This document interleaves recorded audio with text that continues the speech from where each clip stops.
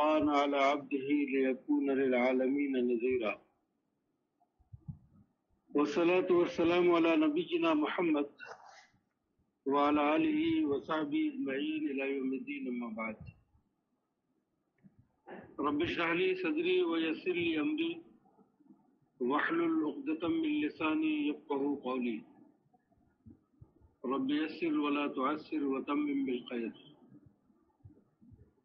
قال الله تبارك وتعالى في القرآن المجيد: أعوذ بالله من الشيطان الرجيم وإذا سألك عبادي عني فإني قريب أجيب دعوة الداعي إذا دعان فليستجيبوا لي وليؤمنوا بي لعلهم يرشدون. صدق الله المولانا العظيم. وعن النبي صلى الله عليه وسلم أنه قال: من صام رمضان إيمانا واحتسابا غفر له ما تقدم من ذنبه ومن قام رمضان إيمانا واحتسابا غفر له ما تقدم من ذنبه أو كما قال عليه الصلاة والسلام. قابل احترام بہنوں، اللہ رب العزت کا بے پناہ شکر اور اس کا احسان ہے کہ اس نے مجھے، آپ کو اور اس روئی زمین پر پائے جانے والے تمام کلمہ گو مسلمانوں کو ایک عظیم مہینے سے ہمکنار فرمایا.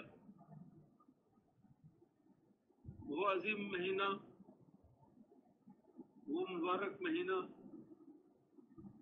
جسے سال کے 12 مہینوں میں یہ شرف حاصل ہے کہ انسانیت کا دستور حیات، دستور زندگی قرآن مجید، اللہ کی آخری کتاب، مکمل کتاب، کامل شریعت اس میں نازل ہوئی.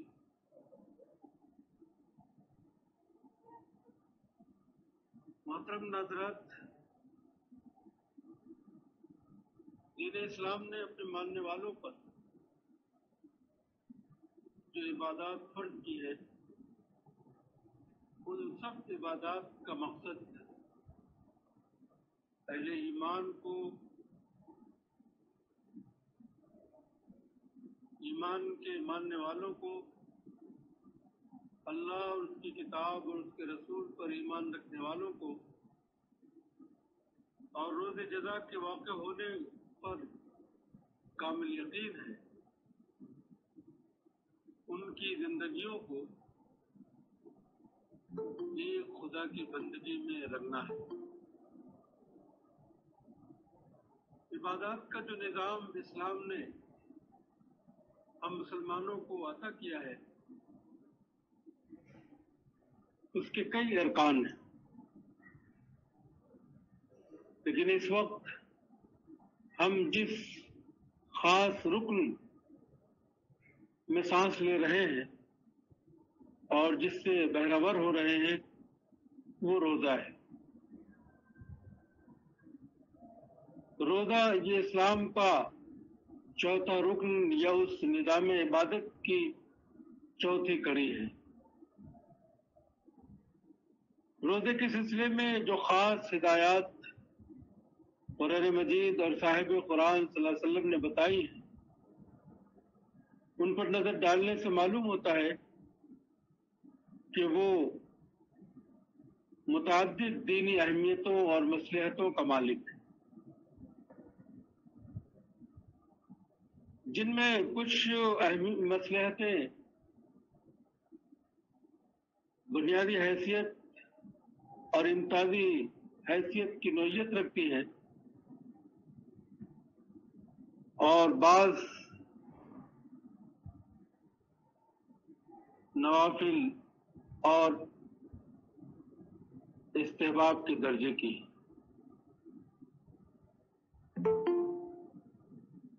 اس چوتھی عبادت یعنی روزے کو سمجھنا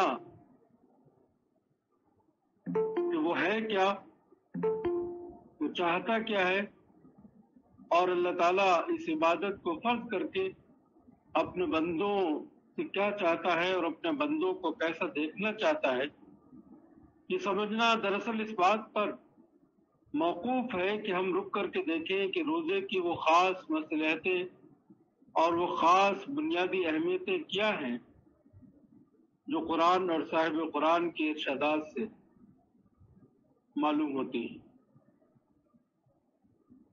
جب ہم قرآن کے بیانات اور نبی پاک صلی اللہ علیہ وسلم کے بیانات پر نظر ڈالتے ہیں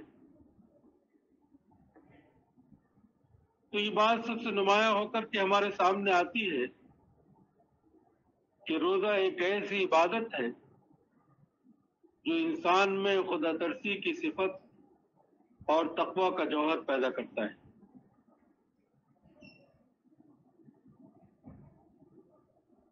کتاب اللہ اور سنت رسول اور انسانی عقل سب کی شہادتیں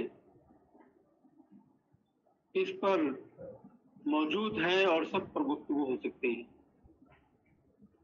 چنانچہ وہ آیت جو رمضان میں اور روزوں کے تعلق سے بار بار پڑھی اور سنی جاتی ہے, اس میں روزے کی فرضیت کے فوراً بعد یہ کہا کہ لعلکم تتقون, یہ عبادت ہم نے تم پر صرف اس لیے فرض کی ہے تاکہ تم متقی بن جاؤ. نبی کریم صلی اللہ علیہ وسلم نے اس کی وضاحت میں فرمایا الصوم جنۃ, روزہ گناہوں سے, دنیا میں گناہوں سے اور آخرت میں دوزخ کے عذاب سے بچانے کی ڈھال. روزہ گناہوں سے بچانے والی ڈھال ہے. اس جملے کا مفہوم بعین ہی وہی ہے جو اس بات کا ہے کہ روزہ انسان میں تقوی کی صفت اور تقوی کا جوہر پیدا کرتا ہے. اس سلسلے میں اور بھی ارشادات رسول کتب احادیث میں موجود ہیں. ان شہادتوں کے بعد یعنی قرآن مجید کی اس بیان, نبی پاک صلی اللہ علیہ وسلم کے اس سلسلے میں پائے جانے والے ارشادات کے بعد اگرچہ کسی اور دلیل کی ضرورت نہیں ہوتی, لیکن دل کے اطمینان کے لیے یہ مناسب معلوم ہوتا ہے کہ عقل کی نگاہ سے بھی اس حقیقت کا مشاہدہ کیا جائے اور یہ سمجھا جائے کہ روزے سے تقوی کیوں اور کس طرح پیدا ہوتا ہے. عزت مآب بہنوں, اس سلسلے میں سب سے پہلے یہ جان لینا ضروری ہے کہ خود تقوی کیا چیز ہے, کیونکہ یہ جان لینے کے بعد ہی یہ سمجھا جا سکے گا کہ روزے سے تقوی کس طرح پیدا ہوتا ہے.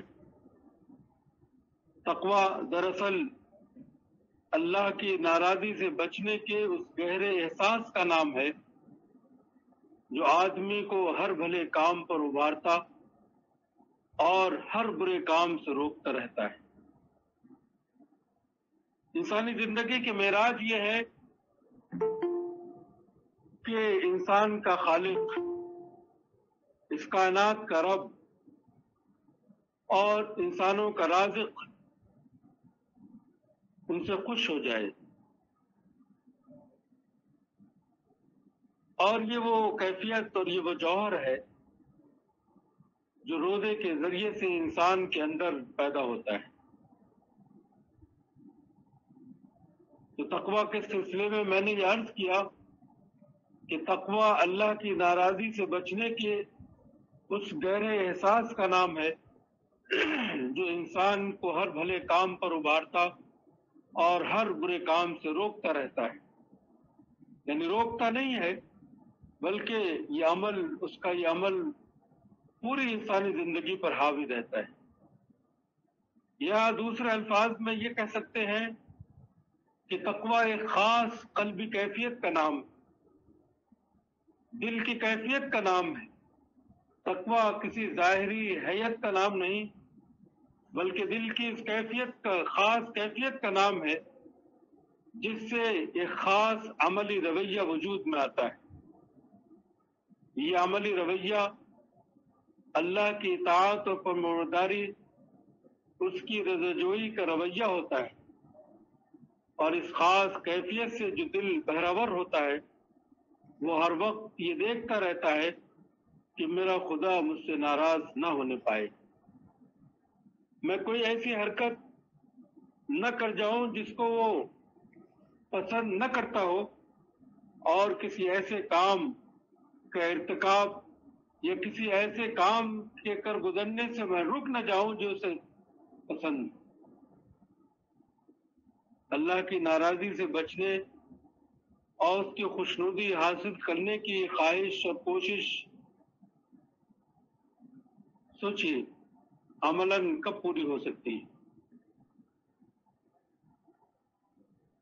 واضح طور پر یہ خواہش اور کوشش اسی وقت پوری ہوتی اور ہو سکتی ہے جب انسان اپنے آپ کو قابو میں رکھے، اپنے نفس کو منمانی کرنے سے روک دے۔ گویا تقویٰ کا مقام پا لینے کی واحد سبیل یہ ہے کہ انسان اپنے نفس کو لگام لگائے اور اپنی خواہشوں میں اسے آزاد نہ چھوڑے، جیسا کہ قرآن مجید کی اس آیت میں صراحتاً کہا گیا ہے کہ وَأَمَّا مَنْ خَافَ مَقَامَ رَبِّهِ وَنَهَى النَّفْسَ عَنِ الْهَوَىٰ فَإِنَّ الْجَنَّةَ هِيَ الْمَأْوَىٰ۔ رہے وہ لوگ جو اپنے دل میں یہ ڈر رکھتے ہیں کہ اسے اپنے رب کے سامنے کھڑا ہونا ہے، اپنے نفس کو خواہشوں کی پیروی سے روکتے ہیں، تو یقیناً جنت ہی ان کا ٹھکانہ ہے اور ہو سکتی ہے۔ اب دیکھنے کی چیز یہ ہے کہ ہم دیکھیں کہ روزے کہ وہ کیا چیز ہے۔ روزے کا بنیادی اور قانونی وجود تین باتوں پر منحصر ہے۔ صبح صادق سے سورج ڈوبنے تک کچھ نہ کھایا جائے، کچھ نہ پیا جائے، اور جنسی خواہشات سے اپنے آپ کو روکے رکھا جائے۔ بالفاظ دیگر کھانے پینے اور جنسی خواہشات کو روکنے، نفس کے ان تین مطالبات سے بالکلیہ رکا رہا جائے، ان تینوں چیزوں کو نفس کے مجموعی مطالبات میں جو مقام حاصل ہے وہ ہم سب پر واضح ہے۔ اس مقام کو بتانے کی ضرورت نہیں کہ وہ انہی کے لیے مخصوص ہے۔ ایسی کسی اور خواہش نفس کا نام نہیں لیا جا سکتا جو اتنی ہماگیر، اتنی طاقتور اور اتنی بے پناہ ہو جیسے کہ یہ ہے۔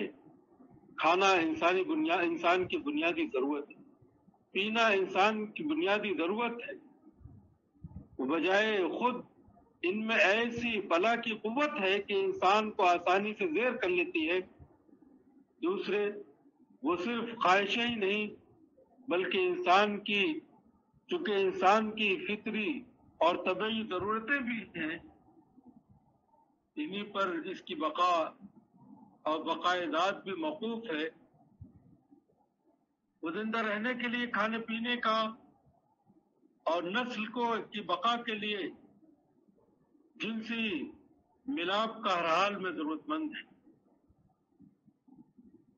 ان چیزوں کی یہ دوہری حیثیت ان کی قوت و اثر کو لازماً دو آتشہ بنا دیتی ہے،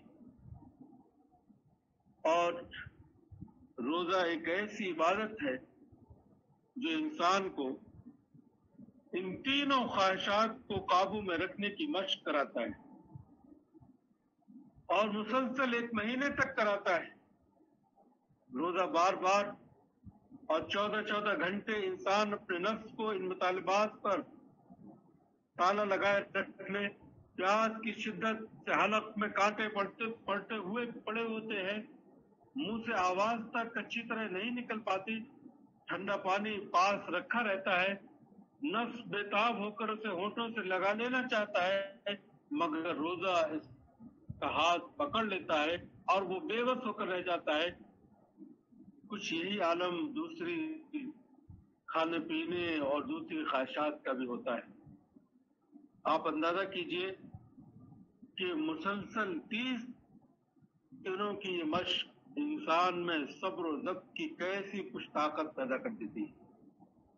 जो शख्स अपने नफ्स की इन सबसे ज्यादा मजबूत और बेकरार ख्वाहिशों को भी एक काबिल लिहाज वक्त तक दबाए रखने की मशक कायम पहुंचा लेता है, उससे तवक्को यही रखी जाएगी कि वो इसकी दूसरी ख्वाहिशों को और ज्यादा आसानी और ज्यादा कामयाबी से काबू में रख सकेगा। ये एक ऐसी खुली हुई हकीकत है जिसके एतराज से इनकार नहीं किया जा सकता। इसके अलावा एक वजह और भी है जिससे रोज़े तकवा का गैर मामूली दरिया साबित होते हैं और जिसकी तरफ खुद नबी पाक सल्लल्लाहु अलैहि वसल्लम ने खुला हुआ इशारा किया है। फरमाया कि लैसा फी सियामी रियाउन, रोजे में रिया नहीं होती। किसी इबादत में रिया का न होना इस बात की सबसे बड़ी जमानत है कि वो बंदे को खुदा से करीब करने वाले, और ये कि ऐसी इबादत से ज्यादा तकवा का काबिल एतमाद सरचश्मा और कोई नहीं हो सकता। मुबालगा न होगा अगर उसे तकवा की सबसे ज्यादा कुव्वत बख्श खुराक कहा जाए। रसूल खुदा सल्लल्लाहु अलैहि वसल्लम के इरशाद के मुताबिक जब रोजे की एक मुस्तकिल सिफत है कि उसमें रिया नहीं हो सकती, तो उसकी तकवा का मुअस्सिर जरिया होने में क्या कलाम हो सकता है। अगर वो इबादतें इंसान को तकवा की दौलत से मालामाल कर सकती हैं जिनमें रिया का दखल होता रहता है, तो जाहिर है कि वो इबादत ऐसा बदरजे औला कर सकेगी जो इस रोग से रिया से लाजमन पाक रहती है। बज़ाहिर रोजे की यही इम्तियाजी हैसियत थी जिसकी बिना पर कुरान हकीम ने लअल्लकुम तत्तकून अगर फरमाया है तो सिर्फ रोजे के हुक्म के साथ फरमाया। इस्लामी इबादत में किसी और इबादत के हुक्म के साथ इन लफ्जों का यादा नहीं किया गया। हालांकि यह हकीकत अपनी जगह मुसल्लम है कि इंसान में नेकी का जौहर और तकवा का नूर हर इबादत पैदा करती है। गालिबन रोजे की यही इम्तियाजी हैसियत थी जिसकी वजह से अल्लाह ताला ने मखसूस उसी एक फिर इबादत को अपनाया और उसे अपने लिए फरमाया और अजर सवाब की मीदान में भी उसे सबसे ज्यादा बावजन अमल करार दिया। कहा कि अस्सौम ली, अस्सौम इल्ला सौम फइन्नहु ली व अना अजज़ी बी। रोजा दूसरी नेक कामों से इसलिए मुस्तस्ना है कि वो खास मेरे लिए है, बगैर किसी रिया बगैर किसी नमूद नुमाइश के वो खास मेरे लिए है, मुझे राजी करने के लिए रखा गया है। मेरा डर और मेरा खौफ बंदे को बहुत से जायज मुतालिबात नफ्स के बहुत से जायज मुतालिबात से रोके रखता है। इसलिए बंदे का यह हक है मुझ पर कि वह अनाजिज़ी भी, मैं उसका जितना चाहूंगा अज्र दूंगा। दूसरी इबादत दूसरी नेकियों का अज्र तो बताया कि 10 गुना से लेकर के 700 गुना तक अल्लाह ताला देता है, लेकिन खास रोजे के सिलसिले में ये फरमाया कि वाना अज्री भी, इसकी अज्र की कोई हद नहीं है, मैं जितना चाहूंगा नवाजूंगा अपने बंदे को। फिर एक खास अहमियत اور ایک خاص مصلحت جو روزے کی ہے اور جو قرآن مجید کے بیانات اور نبی پاک صلی اللہ علیہ وسلم کے ارشادات سے معلوم ہوتی ہے، وہ یہ ہے کہ روزہ تقویٰ کا لازمی ذریعہ ہے. یعنی ایک تو یہ کہ تقویٰ کا سرچشمہ ہے. تقویٰ ایک ایسی عبادت ہے جس سے تقویٰ وجود میں آتا ہے، تقویٰ پیدا ہوتا ہے. اور دوسرے یہ کہ روزہ تقویٰ کا لازمی ذریعہ ہے. وہ انسان کے اندر تقویٰ کی مطلوبہ صفت پیدا کرنے کے لیے ناگزیر ہے. یعنی بات صرف اتنی نہیں کہ روزہ تقویٰ پیدا کرتا ہے، بلکہ اس سے آگے یہ بھی ہے کہ اس کے بغیر صحیح معنی میں تقویٰ پیدا ہی نہیں ہو سکتا. بلا شبہ ایسی بہت سی چیزیں ہیں جو تقویٰ کو نشوونما دیتی ہیں، مگر روزہ اس سلسلے میں جو کام کرتا ہے وہ اسی کا حصہ ہے. دوسرا کوئی عمل اس کا نعم البدل نہیں ہو سکتا. یہ حقیقت ہمیں اللہ کے رسول صلی اللہ علیہ وسلم کے بہت سے ارشادات سے معلوم ہوتی ہے.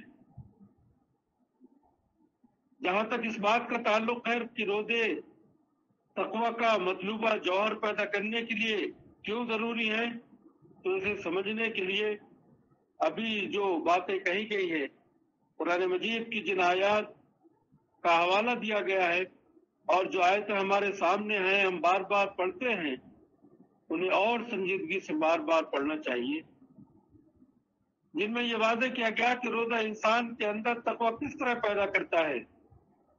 حقیقت یہ ہے کہ روزہ انسان میں ضبط نفس پیدا کرنے کا انتہائی مؤثر اور بہت قریب کا راستہ ہے. اور روزہ ہی ایک ایسی عبادت ہے جس میں زیادہ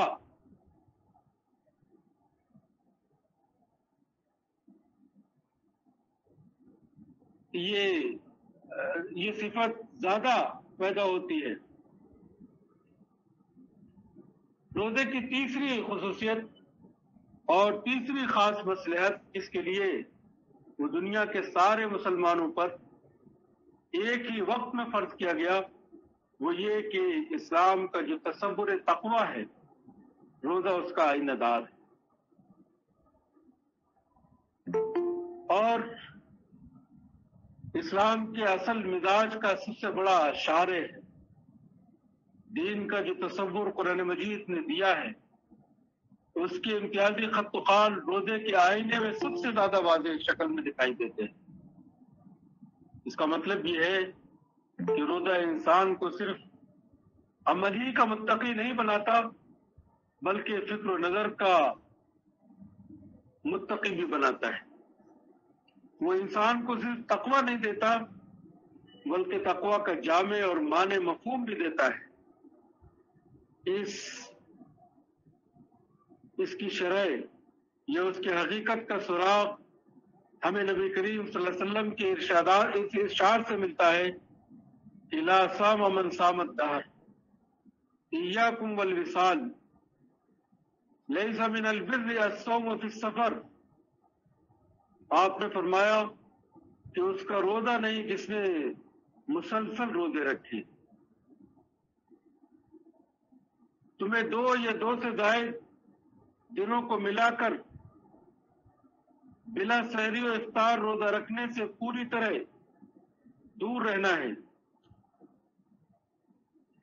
یہ اور اس طرح کے بہت سے ارشادات یہ بتاتے ہیں کہ روزہ اسلامی تصور تقویٰ کا آئینہ دار ہے. اللہ تعالیٰ یا اسلام اہل ایمان کے اندر جس تقویٰ کو دیکھنا چاہتا ہے اور جس تقویٰ کو پیدا کرنا چاہتا ہے اور جس کو پیدا کرنے کے لیے روزے جیسی عبادت فرض کی گئی ہے، اس کی صحیح شرح اور اس کا جامع مفہوم اسی روزے سے پیدا ہوتا ہے. ابھی جن ارشادات کا ذکر کیا گیا ہے، ان پر نظر ڈالیے تو معلوم ہوگا کہ روزہ ان کی زبان سے دینداری کے ایک انقلابی تصور کا اعلان کر رہا ہے۔ وہ زور دے کر کہہ رہا ہے کہ جس تقوی کو میرا مقصد قرار دیا گیا ہے اس کا منشا نفس کشی نہیں بلکہ صرف ضبط نفس ہے۔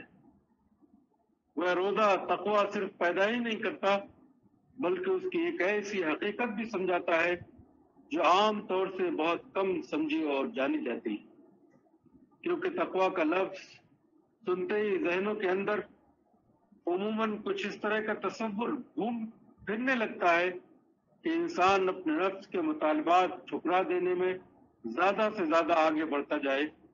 جو شخص اپنے نفس کو جتنا زیادہ مارے گا تقوی کا اتنا ہی اونچا مقام حاصل کر لے گا، جیسا کہ خود قرآن مجید نے وَأَمَّا مَنْ خَافَ مَقَامَ رَبِّهِ وَنَهَى النَّفْسَ عَنِ الْهَوَىٰ فرما کر بتا دیا کہ خوف خدا یعنی تقوی اپنے نفس کو اس کی خواہشوں سے باز رکھے بغیر حاصل نہیں ہوتا، لیکن رسول خدا صلی اللہ علیہ وسلم کی ارشادات کہتے ہیں اور روزے کے عمل کی نوعیت کی وضاحت کرتے ہیں کہ آیت کا منشا اور مطالبہ یہ ہرگز نہیں ہے، اور اسلام میں تقوی کا جو مفہوم ہے وہ اس سے بالکل مختلف چیز ہے۔ وہ جس طرز عمل کا انسان سے مطالبہ کرتا ہے اور جس چیز کو بر اور نیکی یا تقوی اور خدا ترسی ٹھہراتا ہے وہ صرف یہ ہے کہ انسان اپنے نفس کو سرکش نہ ہونے دے، اسے منمانی کرنے سے روک کر احکام شریعت کا پابند بنائے رکھے۔ اس کا منشا یہ نہیں ہے اور ہرگز نہیں ہے کہ اسے اذیتیں دے دے کر بے دم بنایا جائے اور اس کی جبلی مطالبات کو یکسر ختم کر کے رکھ دیا جائے۔ دوسروں کے نزدیک یہ دینداری کا چاہے کتنا ہی بلند اور مقدس تصور کیوں نہ ہو، لیکن اسلام کے نزدیک قطعاً ایک ناپسندیدہ چیز ہے۔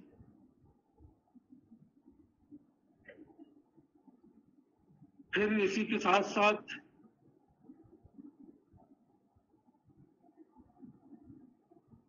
یہ حدیثیں اس کو اور زیادہ روشنی میں لا رہی ہیں، بلکہ یہ کہنا چاہیے کہ اس کی تکمیل کر رہی ہیں۔ متعدد احادیث میں اللہ کے رسول صلی اللہ علیہ وسلم نے یہ بتایا کہ تقوی کا منشا نفس کشی نہیں بلکہ صرف ضبط نفس ہے۔ روزہ ضبط نفس کے ساتھ ساتھ ضبط رائے، ضبط ذوق کو بھی تقوی کے مفہوم میں جس طرح شامل بتاتا ہے وہ کسی لمبی چوڑی توضیح کا محتاج نہیں۔ ایک طرف تو یہ بات کہ روزے کے فرض کیے جانے کی غرض و غایت تقوی کا حصول ہے، دوسری طرف یہ تنبیہ کہ سحری کھائے بغیر روزہ رکھنا ایک بڑی برکت سے محروم رہنا ہے۔ افطار میں بلا وجہ دیر کرنا حالت خیر اور غلبہ دین کے ختم ہو جانے کی علامت ہے۔ ان دونوں باتوں کو ایک ساتھ رکھ کر دیکھیے تو صاف معلوم ہوگا کہ سحری نہ کھانا اور افطار میں دیر کرنا منشائے تقوی کے خلاف ہے۔ اسی لیے میں نے آغاز میں جو آیت تلاوت کی تھی وہ روزے کی فرضیت کے اعلان کے چند آیتوں کے بعد ارشاد ہوئی۔ روزے کے سلسلے کے بعد احکامات کے بعد اللہ رب العزت کا یہ فرمانا کہ وَإِذَا سَأَلَكَ عِبَادِي عَنِّي فَإِنِّي قَرِيبٌ أُجِيبُ دَعْوَةَ الدَّاعِ إِذَا دَعَانِ فَلْيَسْتَجِيبُوا لِي وَلْيُؤْمِنُوا بِي لَعَلَّهُمْ يَرْشُدُونَ۔ جب میرے بندے تم سے پوچھیں میرے سلسلے میں تو تم انہیں بتا دو کہ میں ان سے قریب، میں ہر پکارنے والے کی پکار کو سنتا ہوں، جب وہ مجھے پکارتا ہے بندوں کو چاہیے کہ وہ میری پکار پر لبیک کہیں، مجھ پر ایمان رکھیں تاکہ وہ ہدایت یاب ہو سکے۔ انسانی زندگی کی معراج یہ ہے کہ میری زندگی کا مقصد تیرے دین کی سرفرازی، میں اسی لیے مسلمان، میں اسی لیے نمازی، اور اگر قرآن مجید کے الفاظ میں کہیں تو ان صلاتی و نسکی و محیایا و مماتی للہ رب العالمین، میری نماز، میری قربانی، میرا جینا اور میرا مرنا سب اس اللہ رب العالمین کے لیے ہو جائے جو اس پوری کائنات کا تنہا رب ہے۔ نماز پڑھنا، روزے رکھنا، زکوٰۃ کی ادائیگی کا اہتمام کرنا اور شریعت اسلام کے دوسرے مطالبات کو پورا کرنا، تو دوسرے لفظوں میں تقویٰ کے رویے کو اختیار کرنا اور اس بات کی فکر میں لگے رہنا کہ مجھ سے کوئی کام ایسا نہ ہو جائے جس سے میرا مولا ناخوش ہو جائے، میں کسی ایسے کام سے نہ رک جاؤں جس سے میرا مولا پسند کرتا ہو، یہ فکر دامنگیر رہنا یہی انسانی زندگی کی معراج۔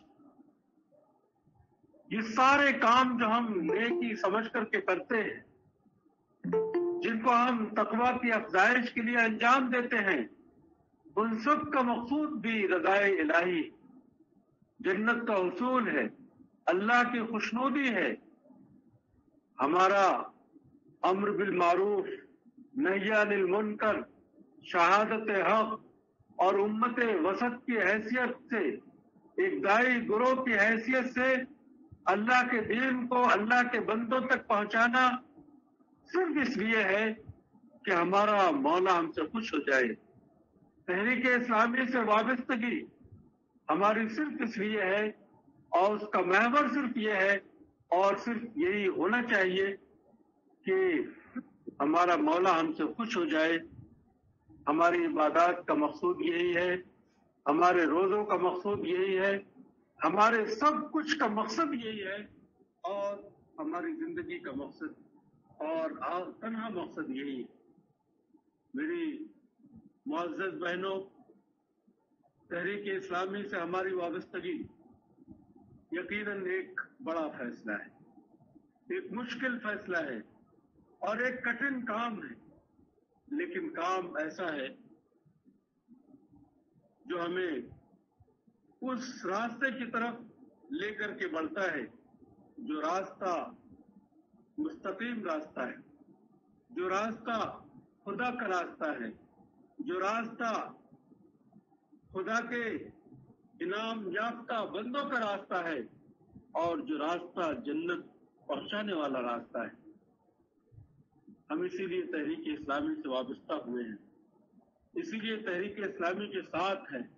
ہم مل جل کر کے اپنی تربیت اس انداز سے کریں، روزوں میں بھی کریں، اور روزے اس اہم عبادت کے ذریعے سے ہم اپنے آپ کو تقویٰ کا، جو قرآن فہمی کا ایک خاص وسیلہ ہے، اس کی اتنی افزائش کر لیں، اس کو اپنے اندر اتنا پیدا کر لیں کہ قرآن سے ہمارا تعلق اور قرآن مجید سے ہماری وابستگی اتنی گہری اور اتنی استوار ہو جائے کہ لاکھ آندیاں چلیں، لاکھ طوفان آئے، ہمیں اس جادہ مستقیم سے نہ ہٹانے پائیں، جس جادہ مستقیم پر چلنے کی اللہ رب العزت نے ہمیں توفیق عطا فرمائی ہے۔ اللہ سے دعا ہے کہ ہمیں اس ماہ مبارک کے بقیہ ایام کو صحیح ڈھنگ سے استعمال کرنے، ان کے ایک ایک لمحے سے فائدہ اٹھانے اور اپنے اندر تقویٰ کا وہ جوہر پیدا کرنے کی توفیق عنایت فرما دے۔ ہمیں وہ رات جسے قرآن مجید نے لیلۃ مبارکہ اور لیلۃ القدر کہا ہے، خیر من الف شہر کہا ہے، وہ رات عنایت فرما دے جو ہماری زندگی کو سنوار دے، جس سے ہمارا مولا ہم سے خوش ہو جائے، جس سے ہم اس کی رضا کے تخت و تاج کے مستحق قرار پائیں، اور ہمیں وہ اپنے نعمتوں کی جنتوں کا وارث بنا دے۔ اللہ سے دعا ہے کہ وہ ہمیں اس کی توفیق عنایت فرمائے۔ ربنا تقبل منا انك انت السميع العليم وتب علينا انك انت التواب الرحيم واخر دعوانا ان الحمد لله رب العالمين والسلام عليكم ورحمة الله۔